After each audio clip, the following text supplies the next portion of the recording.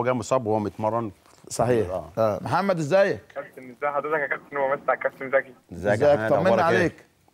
الحمد لله كله تمام والله. الاصابه؟ لا احسن الحمد لله، اتعالجت في المنتخب، كنت جاي متعالج يعني، فمرنت مع الدكتور تمرينتين وبعد كده دخلت مع الفرقه الحمد لله تمام. يعني ان شاء الله ترجع على سويسرا تشارك بصفه اساسيه؟ ان شاء الله عندنا ماتش يوم 15 في الكاس، فهم قالوا لي خلص الاجازه بتاعتك وتعالى عشان تلعب الماتش ان شاء الله. محمد طمني، متأقلم مبسوط، عندك العزيمة انك تكمل وتعيش، ولا ممكن تكرر تجربة اللعيبة المصريين اللي سنة سنتين وبيرجعوا؟ لا ان شاء الله مش هيحصل ده. مش هيحصل، برافو عليك، كويس. طيب يعني قول لي اهم الحاجات اللي استفدتها دلوقتي وانت بقالك 4 5 شهور في مشوار احترافي.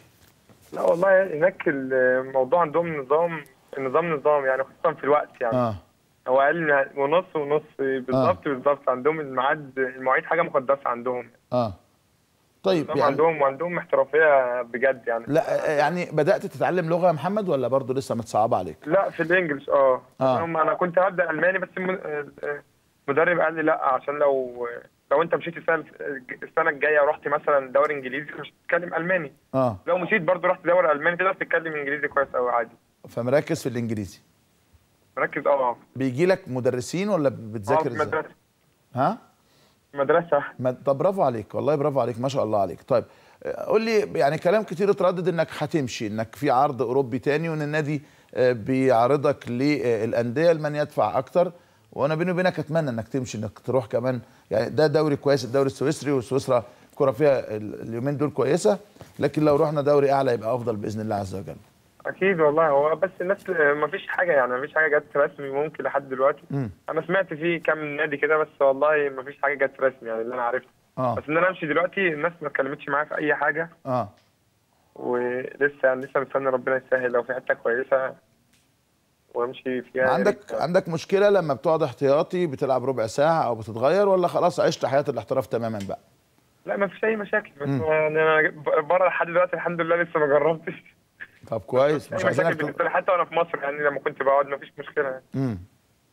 الخروج من كاس هتجيلي الفرصه والعب واثبت نفسي. نعم. الخروج من كاس اوروبا يعني كان رد فعله سيء، ولا خلاص هم بيقفلوا الملفات؟ وانا سايبها كلها على ربنا، كله خير يعني. هم هناك برضه قفلوها بسرعه، وفي برضه اليورو ليج نبقى بنمشي كويس فيه، ويمكن نعمل مركز احسن من اللي كنا نعمله في الشامبيونز ليج. خلاص الموضوع عدى.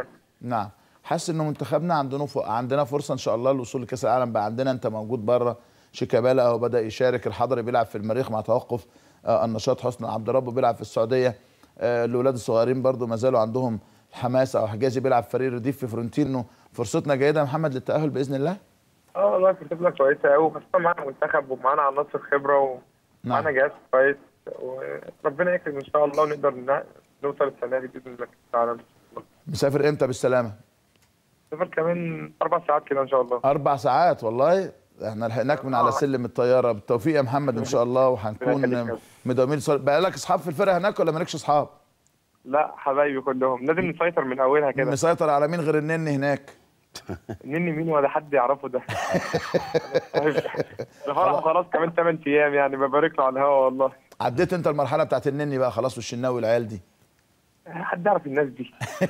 احنا لسه هنبص ورانا ليه؟ عايزين نبص قدامنا. هو بيقعد يديك في دماغك لما بتيجي، ما بتفتحش يفتح بقك. لا ده مسيطر. لا مسيطر بس على الهوا. على الهوا بس؟ على الهوا بس. ايه يا صلاح؟ من المحله 7 يا كابتن احمد. لازم طبعا. صلاح بالتوفيق ان شاء الله، ونتمنى لك يا رب كل توفيق ونجاح.